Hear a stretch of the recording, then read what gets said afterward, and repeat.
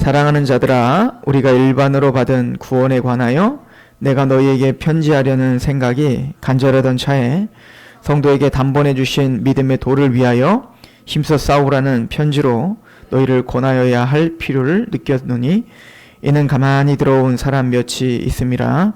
그들은 옛적부터 이 판결을 받기로 미리 기록된 자니 경건하지 아니하여 우리 하나님의 은혜를 도리어 방탕한 것으로 바꾸고 홀로 하나이신 주제 곧 우리 주 예수 그리스도를 부인하는 자니라. 아멘. 잠시 기도하겠습니다.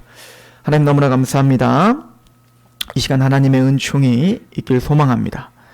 성령님 조명하시사 하나님의 말씀이 말씀답게 선포되고 또 그 말씀이 잘 적용될 수 있도록 주여 도와주시옵소서.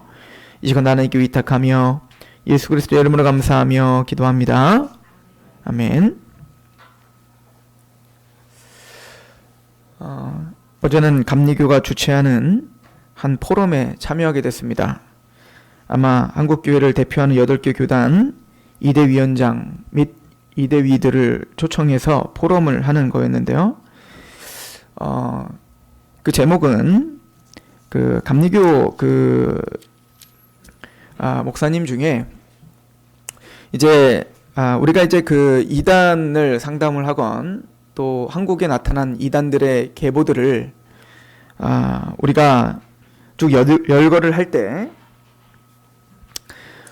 문선명과 박태선이 어찌 보면은 그 피가른 교리와 또 지금 성행하고 있는 뭐 신천지랄지 뭐 JMS랄지 통일교랄지 이 모든 이단들의 시초가 되는 사람들이 이제 문선명과 박태선이죠.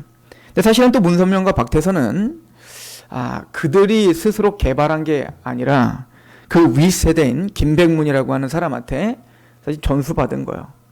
또 이 김백문은 또 자기가 또 개발한 것도 아닙니다. 그 위의 스승인 백남주라고 하는 사람한테 전수를 받은 겁니다. 그런데 그 시초가 되는 감리교 목사가 한 명 있어요. 그러니까 우리가 보통 그런 이단의 계보에서 황국주라는 사람과 또 김성도라고 하는 사람, 이런 사람들을 이야기를 하면서 이제 감리교의 목사 한 명이 이제 거기에 들어가게 됩니다. 근데 이제 그 목사를 우리는 오해했다. 그러니까 장로교가 원래 이단이 아닌데 이단으로 몰아서 이단이 된 거다. 그러니까 그 이단 복원 운동을 하려고 하는 겁니다.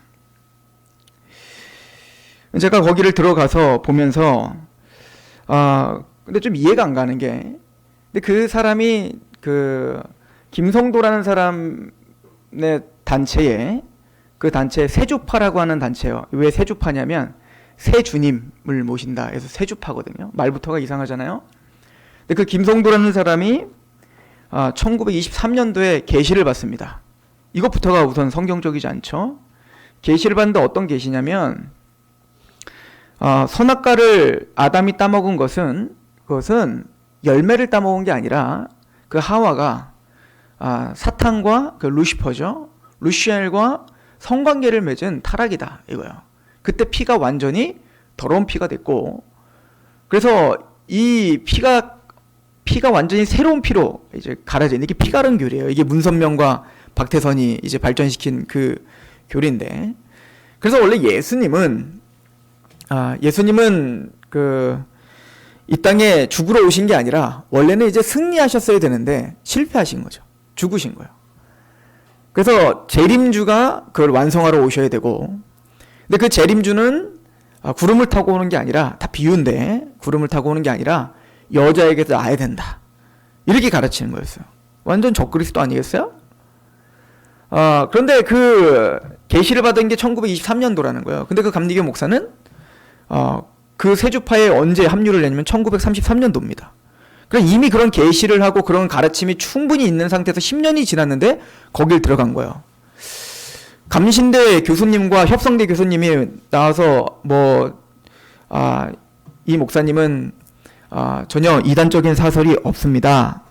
그렇게 아무리 이야기를 해도 이해가 되지 않는 게 있죠. 그래서 제가 가서 질문을 했어요. 지금 이 이용도 이 목사가, 그분이 이용도 목사라는 분인데, 이용도 목사가 진짜 바른 신학과 제대로 된 만약에 교리를 갖고 있는 사람이라면, 왜냐면 그 감신대 그 교수님이 굉장히 힘을 줘서 뭐라고 하냐면, 이 이용도 목사는 종교개혁에 아주 부합하는 교리를 갖고 있고 종교개혁자의 정신을 따르는 사람이다. 그래서 대단히 훌륭한 사람으로, 그리고는 감독 회장님이시라는데 오셔서 설교하는데 그 이용도 목사의 영성을 본받자, 계승하자, 이렇게 설교를 하시더라고요. 협성대 교수님도 이 신비주의적 영성 신학이 오늘날 너무 필요하다. 이용도 목사님을 우리가 이단으로 이단에서 풀어줄 뿐만 아니라 우리 한국교회가 이제 나아가야 될 방향이 바로 그분이다. 이렇게 말을 하는 겁니다. 그래서 제가 감신대 교수님을 찾아가서 얘기를 했어요. 만약에 올바른 신학을 갖고 있었다면 1933년에 세주파에 들어가지도 않았을 것이고, 들어갔어도 그럼 공식적으로 김성도에 대한 비판을 한 적이 있냐? 이거는 조금 잘못된 게 아니잖아요. 이거는 뭐 조금 신비주의가 아니잖아요. 이거는 아예 구원론이 완전히 박살난 거고, 예수님의 십자가를 완전히 무시하는 거고, 또 예수님의 재림, 뭐 교회관, 구원관, 신론 다 완전히, 이거는 오늘날 신천지나 정명석이나 안사홍주의네 같은 모든 이단들의 시초가 되는 모든 교리들을 다 갖고 있었던 그 세주파라는 데에 갔는데 공식적인 그런 비판이나 한 거 있냐? 항의를 한 적 있냐? 아니, 그랬더니 그 협성대 교수는 이렇게 말을 하더라고요. 이용도 목사가 그렇게 황국주나 이런 사람들이 자기에게 지통계시를 했는데 그게 잘못된 거였는데 그것들에 대해서 비판하지 않았던 건 두 가지 때문이래요. 첫 번째는 사랑이 많아서, 두 번째는 겸손해서, 다 배울 게 있어서. 미친 거 아니에요? 과연 진짜 그게 사랑입니까? 예수 그리스도를 그렇게 욕보이는데 진짜 제대로 된 신앙을 갖고 있는 사람이라면 진짜 비판 한번 하지 않는다고요?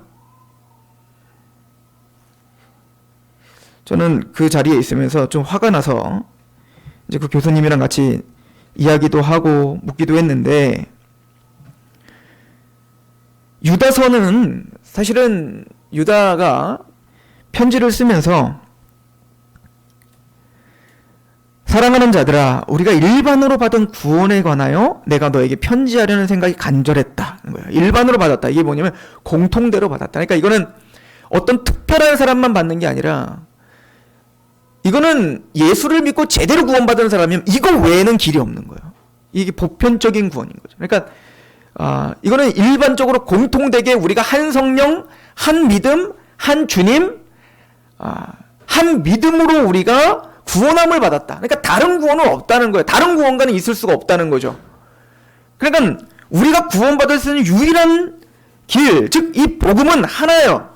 그 사도 바울이 갈라디아 교회에게 편지를 보내면서 내가 전한 복음 외에는 다른 복음을 전하는 자는 저주를 받을지어다 라고 했다고요.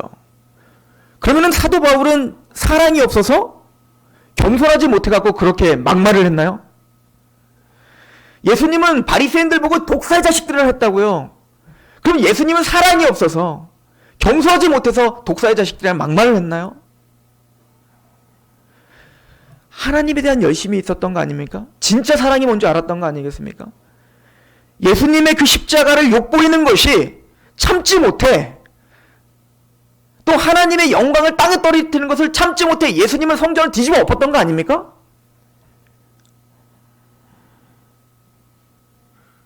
근데 제가 놀라웠던 거는 이용도 목사를 이단으로 풀어주자가도 아니고 거의 계승하자예요. 도대체 뭘 계승하자는지 모르겠어요.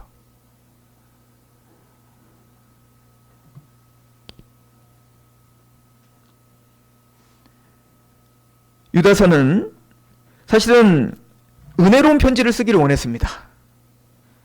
내가 너희에게 일반으로 우리가 함께 공통되게 받은 그 복음을, 그 구원을 같이 나눔으로 우리가 은혜를 나누고 서로 도전을 주고 위로를 받기를 원한다. 사실은 사도 바울이 로마서를 기록할 때 그랬잖아요. 내가 너에게 복음을 전하는 이유는, 내가 다시 너에게 복음을 쓰려는 이유는 내가 또 너에게 찾아가려는 이유는 그 한 복음으로 서로 위안을 받게 하려 함이라. 한 믿음과 한 신앙 고백이 우리를 담대하게 하고 또 우리에게 위로를 주고 참된 평강을 줍니다. 그리고 외롭지 않은 싸움을 싸우고 있다라고 힘을 주죠. 그런데 유다는 그렇게 은혜롭게 편지를 쓰려는 걸 단념할 수밖에 없었습니다.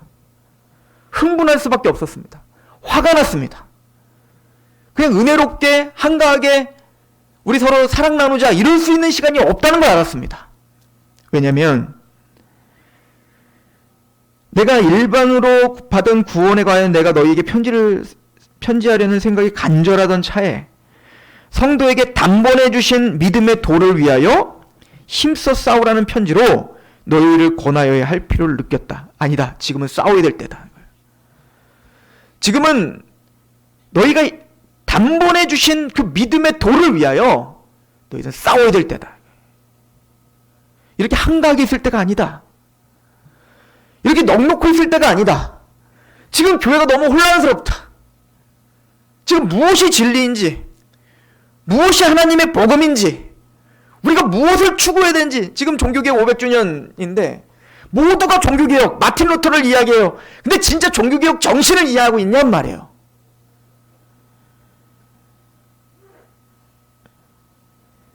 믿음의 도를 위하여 힘써 싸우라는 편지를 너에게 권하여야 할 필요를 느꼈다 하는 거예요. 근데 유다는 만약에 오늘날도 살아있다면 저는 똑같이 그랬을 것 같아요. 우리에게. 얘들아, 너희의 믿음이 참 훌륭하다. 난 너희를 생각할 때마다 참 기쁘다. 그래, 그렇게 우리 힘내서 주의를 위해서 우리 잘 그렇게 자녀를 위해 또 가정을 위해 교회를 위해 그렇게 평온한 마음으로 기도하고 따뜻하게 사람들을 사랑을 베풀고 이렇게 쓰고 싶었지만 오늘날 현실을 보면 그렇게 쓸 수가 없었을 것 같습니다. 유다가. 사실은 가만히 생각해 보면 우리보다 초대교회가 더 낫겠어요? 아니면은 더 뜨거웠겠어요? 아니면 우리 교회보다 더 혼란스러웠겠어요? 사도들이 살아있었는데 우리는 문제를 보고도 문제의식을 갖지 않는 문제가 있을 수 있습니다. 유다는 하나님의 말씀을 너무나 잘 알았기 때문에 또 구약에 하나님이 가르쳐준 그 명백한 그 역사들을 너무 잘 알았기 때문에 또 사도들의 가르침이 너무 명명백백 자기는 그 마음에 꽂혀 있었기 때문에 지금 현실적으로 교회에 혼란스러운 이 복음이 희석되고 하나님의 말씀이 가려지고 그리고 이것이 참된 영성인지 이것이 기독교적 영성인지 이게 아니면 강신술과 같은 그런 우상숭배 같은 바알숭배 같은 영성인지 분간하지 못하는 이 시대에 아마 유다가 오늘 우리에게 또 편지를 보낼 때 단번에 주신 믿음의 도를 위하여 힘써 싸우라 라고 했을 것 같습니다. 단번에 주신 믿음의 도라는 것은 확정적이며 결론적이며 다른 것은 없다는 겁니다. 히브리서는 예수 그리스도께서 한 영원한 제물이 되셨다 이렇게 말해요. 단번에 자신을 들이심으로 영원한 제물이 되셨다. 다른 제물이 없습니다. 그 예수 그리스도가 십자가에서 드려주신 그 제사 외에는 그 어떤 구원의 길도 없고 그 예수 외에는 어떤 주님도 없습니다. 그런데 이 이단자들은 사람들을 현혹시켜 그 단번에 주신 그 믿음의 도, 사도들이 가르쳐준 그 믿음의 도, 사도들의 그 가르침에서 떠나게 하려고 한단 말이에요. 그래서 우리가 지난주에 상고했지만 유다는 두 가지에 굉장히 집중적으로 설명합니다. 두 가지를 강조했다고 했죠? 5절에 보면 생각나게 하고자 한다.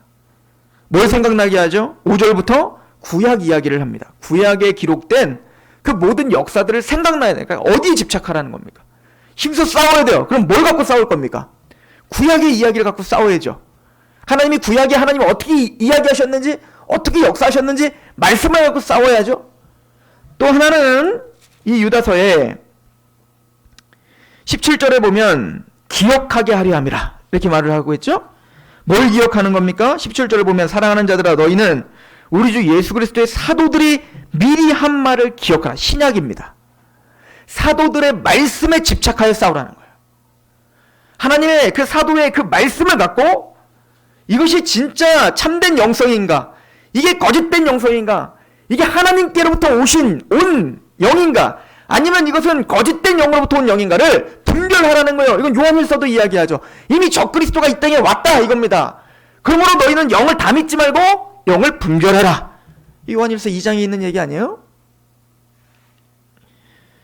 그러기 위해서 요한일서 1장은 뭐라고 말합니까? 요한사도가 나는 태초부터 계셨던 그 말씀을 직접 눈으로 봤고 만졌고 들었다. 내가 그 들은 말을, 내가 직접 경험한 말을 너희에게 쓰는 것은 사도의 기록이죠. 신약 성경이죠. 내가 너희에게 쓰는 것은 너희로 하여금 하나님과 그의 아들 안에서 교제케 하려 함이라. 우리와 교제케 하려 함이라. 그러니까 사도들의 믿음을 그대로 전수하고 사도들이 믿었던 그 내용을 그대로 전수하게 하기 위해서, 그러니까 우리는 신구약 하나님의 말씀에 집착하여 분별해야 되는 거예요. 사도들은 이거에 목숨을 걸었죠.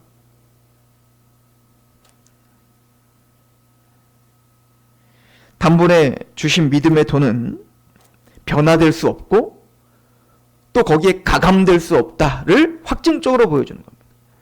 즉 사도들이 우리에게 가르쳐준, 또 구약에서 신약에서 가르쳐준 그 하나님의 믿음의 도리, 그 믿음의 길, 그 믿음이라고 하는 것, 참된 믿음은 들음에서 나면 들음은 그리스도의 말씀으로 말미암잖아요.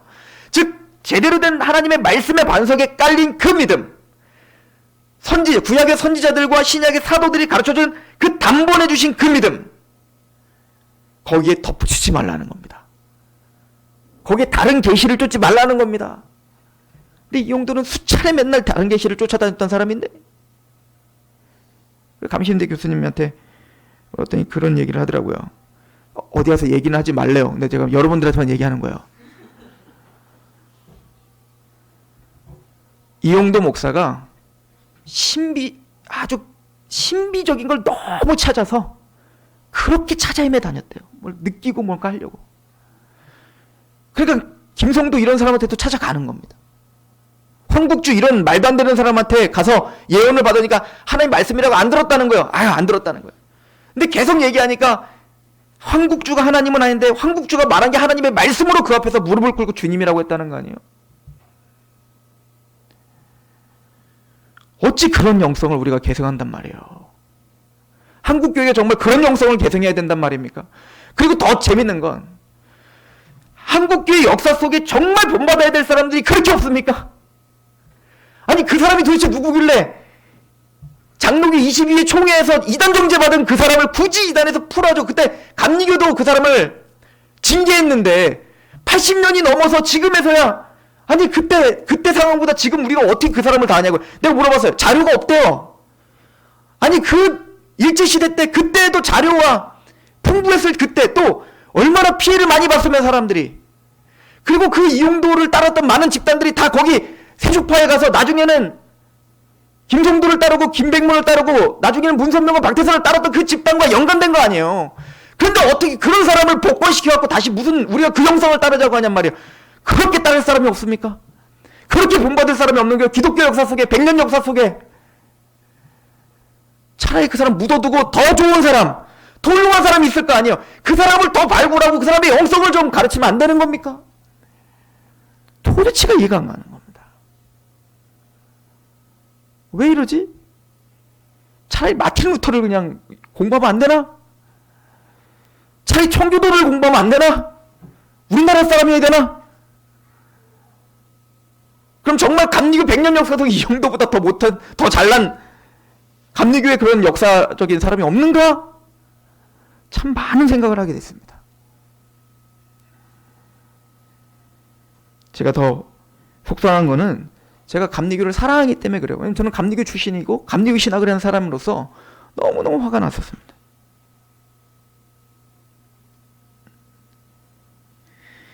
이단들은 4절에 보면 이는 가만히 들어온 사람 몇이 있습니다. 가만히 들어온다. 나 이단이요 하고 들어온 사람이 어디 있어요? 다 양의 탈을 쓰고 오고 다 광명의 천사로 오잖아요. 영험한 존재처럼 온다고요. 영적으로 굉장히 뛰어난 사람처럼 온다고요. 말씀에 능통한 사람처럼 우리에게 다가온단 말이에요. 그들은 가만히 들어옵니다. 그리고 그들이 하는 역할이 뭐죠? 4절을 보면 가만히 들어온 사람 몇이 있습니다. 그들은 옛적부터 이 판결을 받기로 미리 기록된 자니 그들은 아예 그렇게 거짓되게 가르치다가 영원한 형벌을 받기로 결정된 자다. 우리 하나님의 은혜를 도리어 방탕한 것으로 바꾸고 홀로 하나이신 주제 곧 우리 주 예수 그리스도를 부인하는 자니라 라고 이야기하죠. 거짓된 선생들은 구원론을 부셔버립니다. 율법주의적인 이단들은 하나님의 말씀, 하나님의 은혜, 그 갈라디아에 있었던 이단들처럼 십자가의 은혜 외에 자기의 행함으로 구원받는다는 걸 끼워넣어서 율법주의를 만들려고 하죠. 그 은혜를 조롱하는 거예요. 또 반대적인 이단은 오늘 유다서와 베드로후서가 말하는 이단은 또 그 반대인 거예요. 은혜를 이야기하고 자유를 이야기하면서 방종으로 이끌어가는 또 이단들도 있죠. 무법 방종주의라고 하고 율법 폐기론이라고 하죠. 그러면 우리가 전수받은 그 복음은 뭐죠? 참된 믿음이란 뭐죠? 예수 그리스도 그 오직 한 분밖에 없는 그 예수님의 십자가의 사랑에 감격하여 마음을 다하고 뜻을 다하고 목숨을 다해 하나님을 사랑하고 내 행함, 내 어떤 것도 구원의 일만의 여지도 어떤 도움도 줄 수 없다는 걸 알아.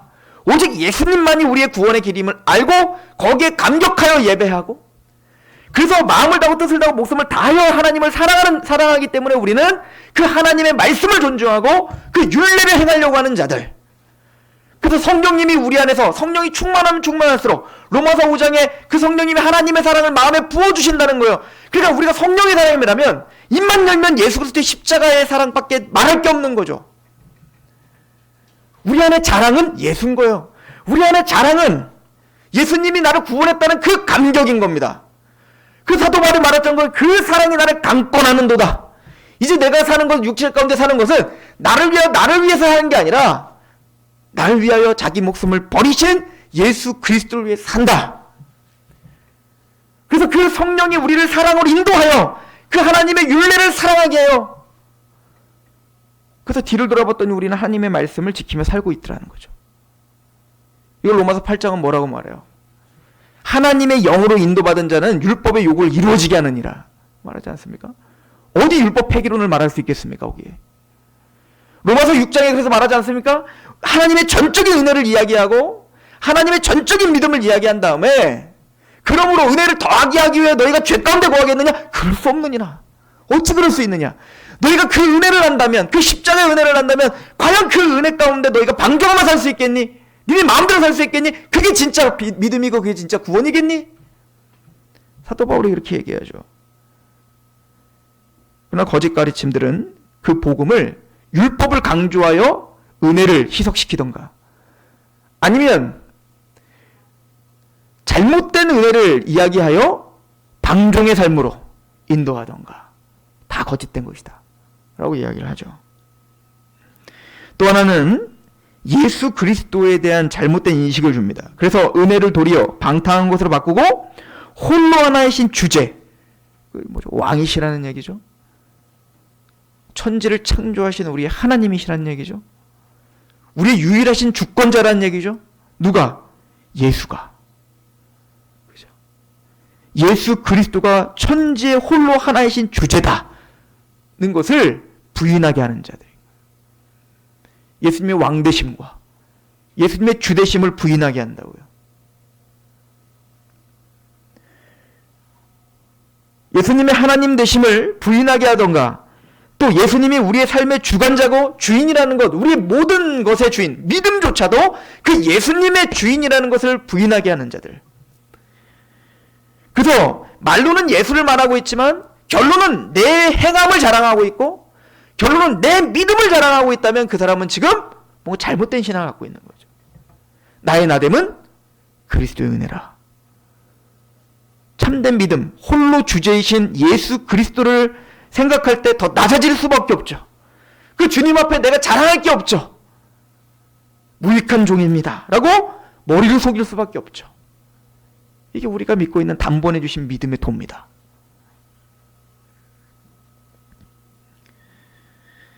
어찌 보면 우리는 정말 유다서가 기록했던 그때보다 더 힘껏 싸워야 될 시대일 수도 있겠습니다. 아무 문제 없다, 괜찮다, 그렇게 고리타분하게 자꾸 고민하게 하지 마라. 좋은 게 좋은 거다. 하나님은 은혜 하나님이니까, 하나님은 사랑의 하나님이니까 너희들 그냥 잘 되게 해줄 거니까 마음 편하게 갖고 그냥 그렇게 하랬던 대로 해. 다 하나님이 다 좋게 해주겠지. 물론 그러신 분입니다. 하나님은 그러신 분입니다. 그러신 분이기 때문에 우리는 그분을 위해서 힘껏 싸워야 되는 거 아닐까요?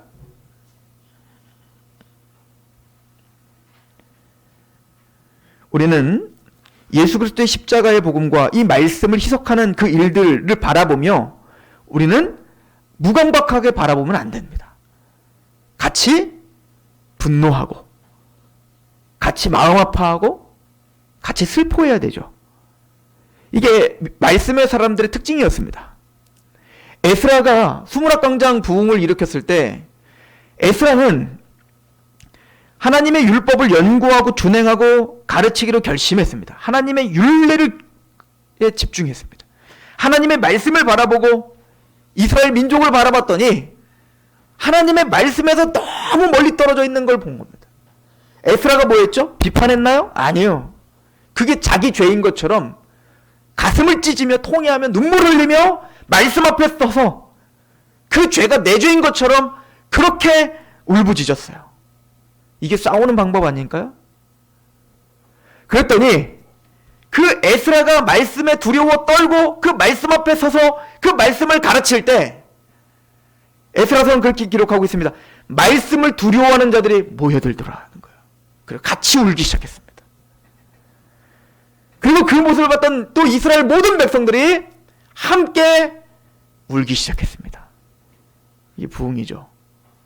하나님의 영광이 다시 제자리를 찾은 거예요. 느헤미야 또한 말씀의 사람 느헤미야도 민족의 죄를 바라보면서 자신의 죄인 것처럼 눈물을 흘리며 울었어요. 다니엘은 어땠죠? 다니엘은 예레미야서를 봤습니다. 예레미야서에 봤더니 예언이 되어 있는 겁니다. 70년이 차면 하나님께서 포로 귀환을 주시겠다. 여러분들 다니엘이 어떻게 합니까? 그러니까 기도하죠. 금식을 선포합니다. 그리고 혼자 금식을 해요. 가만히 생각하면 믿음 없는 사람 아니에요? 아니 하나님이 70년 차면은 알아서 회복시켜 줄 거라고 했는데 그리고 그거 믿고 있으면 되지. 주여 제발 이루어 주십시오 라고 금식하며 꼭 기도해야 되냐고요. 다니엘은 반드시 이루어질 걸 알고 있었어요. 왜냐면 하나님이 예레미야를 통해서 약속했기 때문에 다니엘은 그것이 반드시 이루어질 걸 알았다고요. 근데 다니엘이 왜 금식했는지 아십니까? 하나님은 유유히 우리는 잊고 있었어요. 70년 동안 잊고 있었는데 하나님은 그 약속을 잊지 않고 하나님은 이 일을 반드시 이루실 겁니다. 그래서 이루시고야 말죠. 고레스를 통해서 페르시아가 바벨론을 무너뜨리고 고레스를 통하여 1, 2, 3차 포로 기한이 시작돼요. 다니엘이 금식했던 이유는 하나님은 하나님을 하고 있는데 이스라엘 백성들은 여전히 그 모양인 겁니다. 자신은 여전히 그 하나님의 역사를 잊어버리고 여전히 죄 가운데 있는 그것 때문에 탄식하며 기도하기 시작한 겁니다. 이게 말씀의 사람이겠죠? 믿음의 도를 위해 힘써 싸우라. 어떻게 싸워야 될까요? 이젠 띠두르고 들어가서 데모합니까? 아니요. 내가 있는 그 자리에서 말씀 앞에 두렵고 떨림으로 서서 유다서가 이야기하는 것처럼 구약을 생각하고 사도들의 말을 기억하고 그리고 나 자신을 바라보고 에스라나 다니엘이나 느헤미야처럼 그 말씀 앞에 자기 자신을 내어놓고 울며 기도하며 겸허해지고 그래서 내가 하나님 앞에 더 성숙해지고 하나님의 뜻을 더 알아가고 남이 어떻든 내가 그렇게 되면 되는 거예요. 그러면 하나님은 반드시 그런 사람들을 모이게 합니다. 그리고 하나님은 하나님의 거룩한 이름을 영어롭게 하시고야 말 겁니다. 우리가 어떤 작전을 짜고 계획을 하며 싸우는 게 아니라 우리는 오늘 말씀 앞에 서 있기만 하면 되는 거예요. 그리고 그 말씀 앞에 우리가 어떤 영인지 분별하고 또 이것이 말씀으로 확실하다 하면 순복하며 나가는 거. 이것이 우리가 싸우는 방법이겠죠. 우리는 말씀으로 분별해야 됩니다. 정황으로 분별하는 게 아닙니다. 또한 단순히 내 사람이기 때문에 옳다가 아니에요. 내 교회니까 옳은 게 아니죠. 그냥 내 목사님이니까 옳은 게 아니죠.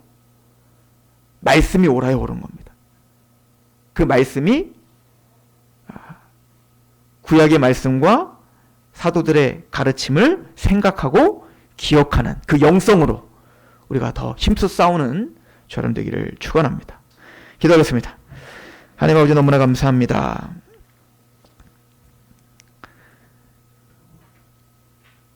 무엇이 진리이고 또 어떤 것이 참된 기독교적 영성인지를 혼란스러워하는 이 시대 가운데 하나님께서 주시는, 하나님께서 선포하시는, 또 하나님의 마음을 이해하는 그런 하나님의 사람들이, 그래서 단번에 주신 믿음의 도를 위하여 힘써 싸우는 주의 군사들이 세워지는 교회가 되게 하시옵소서. 하나님, 우리 개인적인 삶에 또 교회가 가고 있는 그 방향 중에 하나님의 말씀으로 정확하게 진단을 내리고 또 그 말씀이 가라앉는 곳에 마음을 다해 우리가 힘을 합쳐 같이 달려나갈 수 있는 그러한 용기와 또한 그러한 믿음을 허락하여 주시옵소서. 우리의 믿음 없음을 긍휼히 여겨주시며 그렇게 싸울 수 있는 힘과 지혜도 주님의 손에 있음을 믿음으로 우리가 그렇게 소망을 갖고 달려가는 그런 인생이요 또 교회가 되게 하옵소서. 예수 그리스도의 이름으로 감사하며 기도합니다. 아멘.